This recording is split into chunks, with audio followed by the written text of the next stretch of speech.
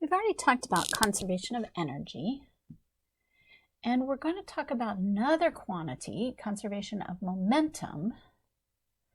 And the reason is, first of all, this is just more fundamental. It turns out this is more fundamental than Newton's laws to physics. This idea that you can have situations where energy is conserved, momentum is conserved, because as mathematician Emmy Noether discovered or proved, actually, in the early 1900s, that if you have a certain kind of symmetry, called an invariance, in a quantity, that implies that there must be something conserved. And it turns out that if a situation is the same at one time and then at another, something doesn't depend on time, then energy is what's conserved. And if something doesn't depend on position, then momentum is what is conserved.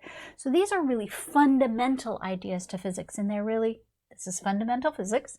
These are more fundamental than it turns out in the way that the world works than Newton's laws. But we can get to Newton's laws from these ideas. So we're going to focus on this quantity called momentum.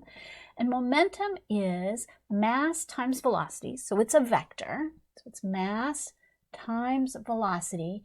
And it is, the letter we use for it is P. I don't know why.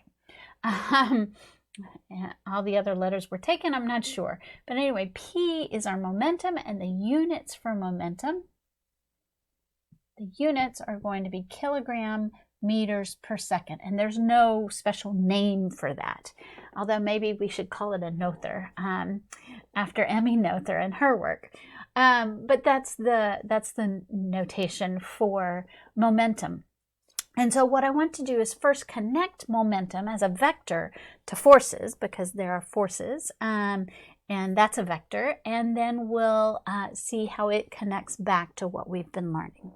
All right, so first let's start with Newton's law. So this is Newton's second law. Sum of the forces is equal to mass times the acceleration, but we can write the acceleration as the change in velocity with respect to time. And if this mass is a constant, then we can pull constants in and outside our derivatives, as you know now. So I can write this as adding up all of the forces equals the derivative of mv with respect to t, or the derivative of the momentum with respect to time. And this is really the more general form of Newton's second law. So this is the better form of the second law, really, because it also allows for the mass to change with respect to time. So the more general expression of Newton's law is the change in momentum with respect to time, instead of mass times acceleration.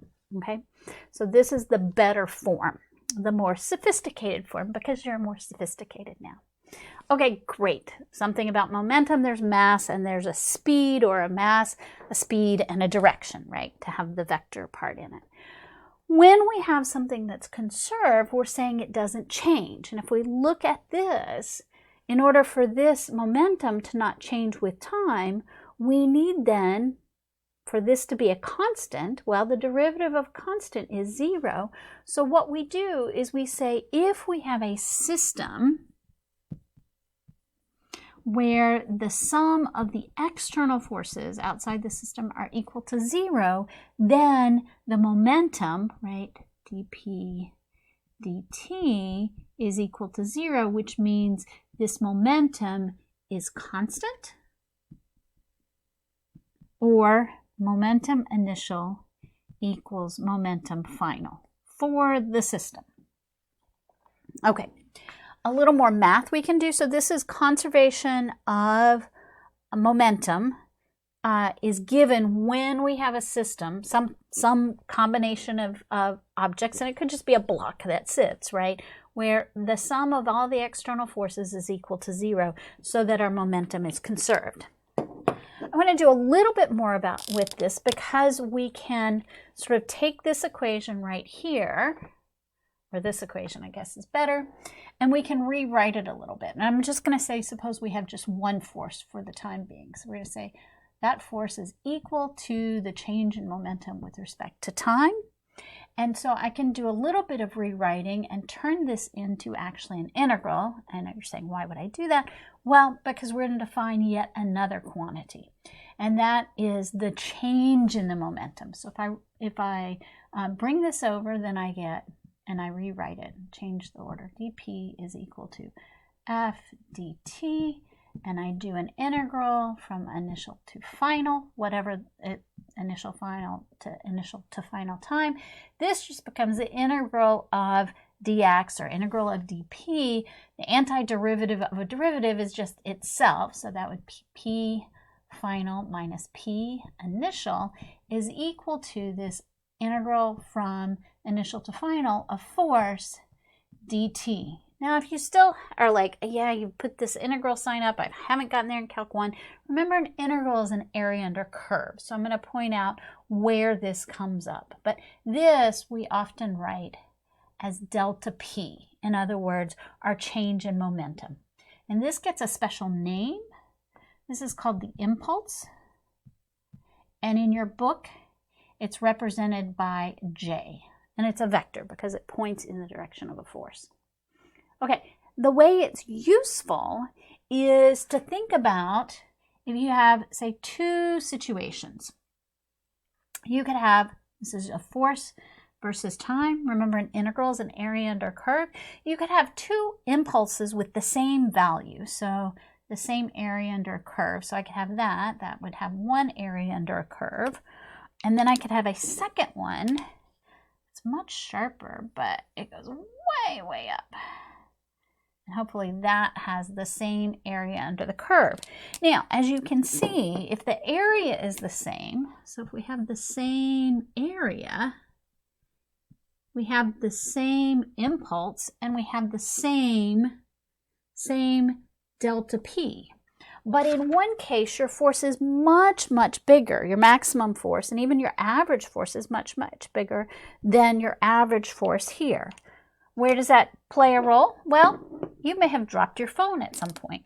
And if you drop it on the bed, you sort of have a force that acts on the phone to slow it down. And it's fairly gentle. The average force, maybe right here, let's call this our average force, is not too bad. You don't crack the screen. But if the phone hits the ground, you have the same change in momentum because you went from the same initial speed to 0. It stopped, but it was much sharper. It happened faster, and you can see, hey, my average force was much, much bigger, and my maximum force, where I might have some cracking, is much bigger. So when we think about something falling and dropping, for example, like your phone, we really prefer it to be on something cushioned, and the reason is the cushion doesn't change the impulse, or the delta p. What it changes is your average force or your maximum force.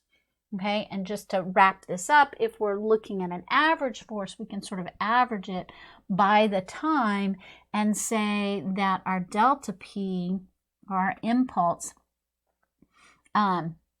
is equal to this, approximately equal to our average force over times our time, right? This is approximately what it's equal to.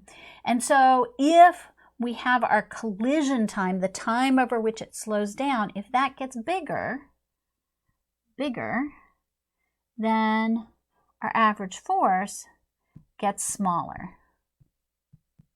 Okay, so in situations where things have to come to a stop quickly, what you want to do is extend the time over which that stopping is happening, right? So that the force, the average force, is less and it does less damage.